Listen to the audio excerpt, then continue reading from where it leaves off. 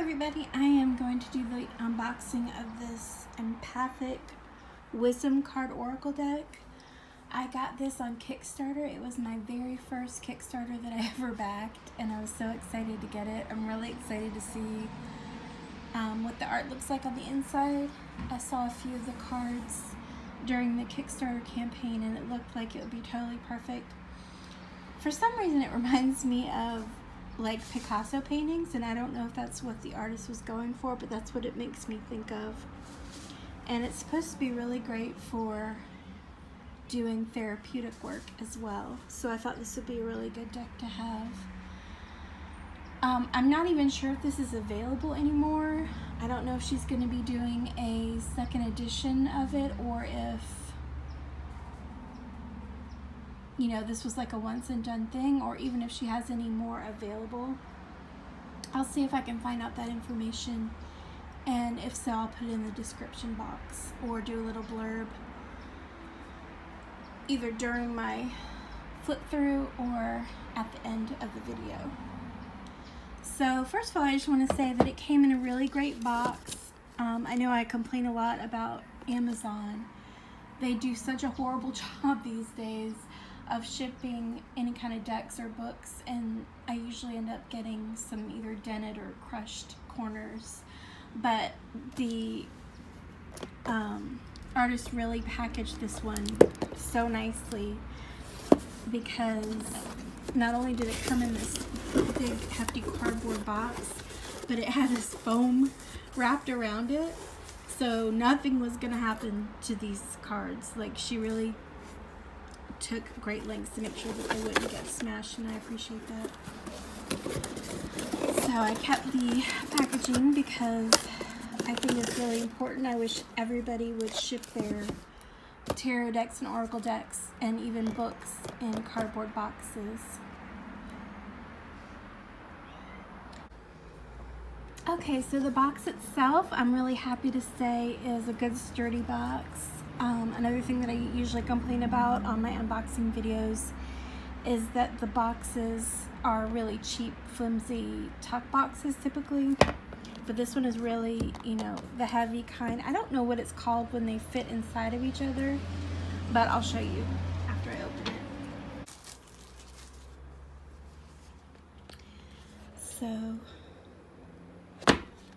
it's this kind of box where it, you know, it fits into itself. I don't know what this is called. If anybody knows what this is called, please comment down below so that I can use the proper terminology for future videos if you don't. So on the back, it's got a little summary and a few of the cards examples.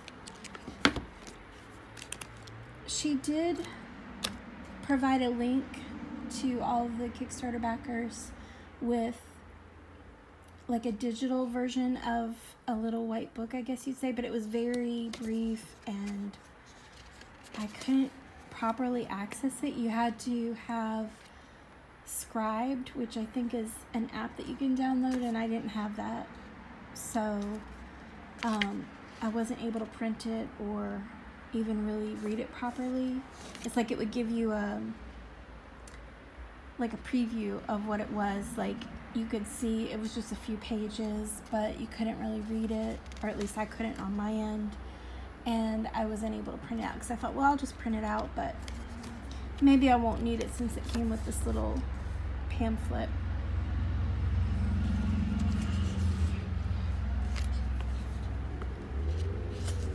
So she's got some tips on what to do before you start with the deck and how to use it. I know that she did create this deck with therapists in mind, and that was another thing that drew me to it.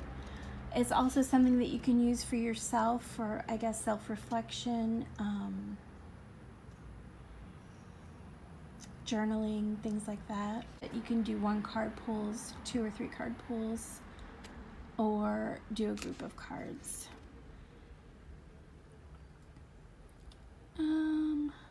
And I don't want to read the whole little book to you, but it does have, you know, some instructions for it, some examples of how to use it. So that's cute. Not a lot of Oracle decks come with, you know, this much guidance, so I think that that's really a good thing. And then the deck itself.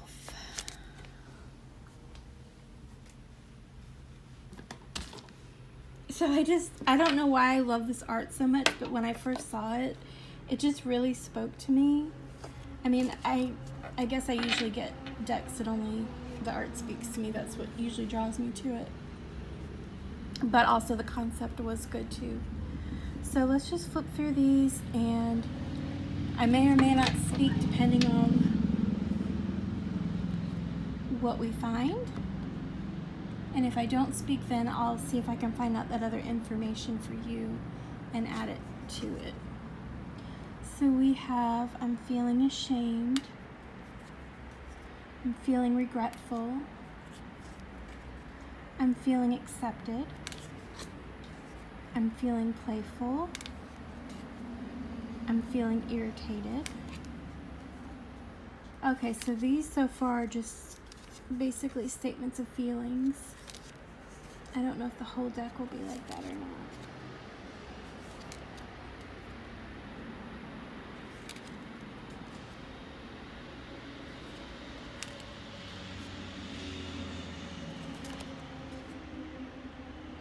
I could see where, you know, people could express their feelings with just one card or even multiple, depending on how many emotions they're experiencing in the moment.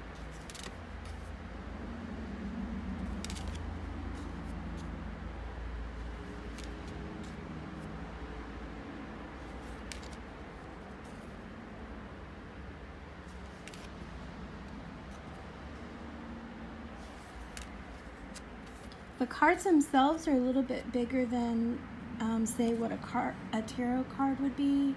They're a little bit wider, probably a little bit longer too. It's pretty thin cardstock. Definitely not, I don't even know if it's as thick as a playing card. So it is a little bit on the thin side. It's got a little bit of a gloss to it, but not a heavy gloss where it's going to be hard to shuffle. If you need to shuffle, I can feel it's kind of slippery a little bit. So that's good. And I don't think it's so glossy that it will reflect the light if you were taking pictures with it.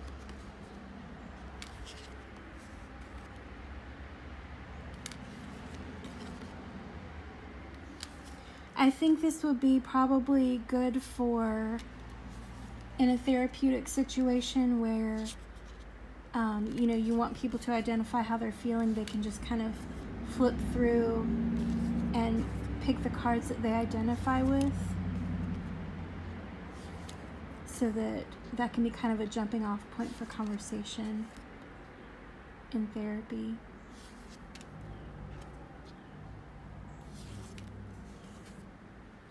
I could see that, having done group therapy, I could see that this would probably be good for group therapy where some people don't really want to talk too. You know, we always want to get them talking, but you can't always get them talking, so at least people could hold up their card and say, okay, I'm not feeling so well today, whatever their emotion is.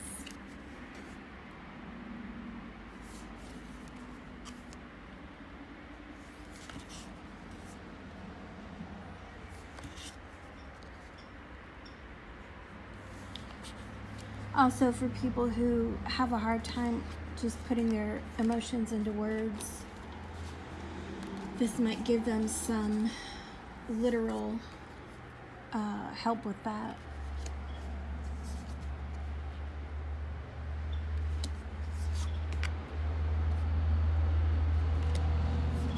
And in this abstract art kind of way, I guess the expressions kind of match the mood of the emotion on the card. Yeah, these are super thin. I'm really kind of disappointed about the thinness of the cardstock. I'm almost afraid to tear them, they're so thin. I wish that they had been a bit thicker, because I don't want them to get torn up or, you know, start to peel on the edges or whatever. Let's see how they shuffle. Yeah, so they shuffle really well. And even though they're kind of on the bigger side of cards, because they're so thin, it's not hard at all to shuffle them.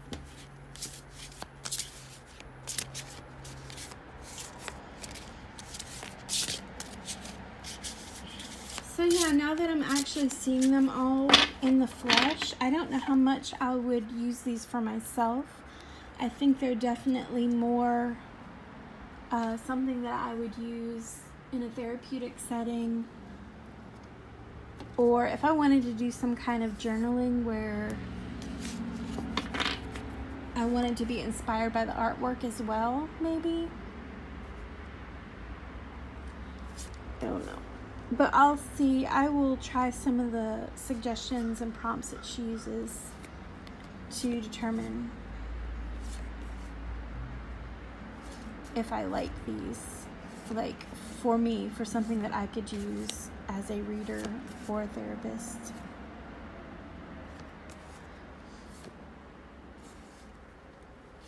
This would probably be something good for older kids or adolescents.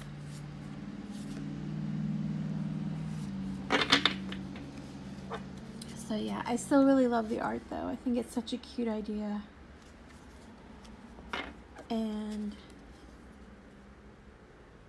you know, maybe if I deal these out with some tarot cards, it could add another layer of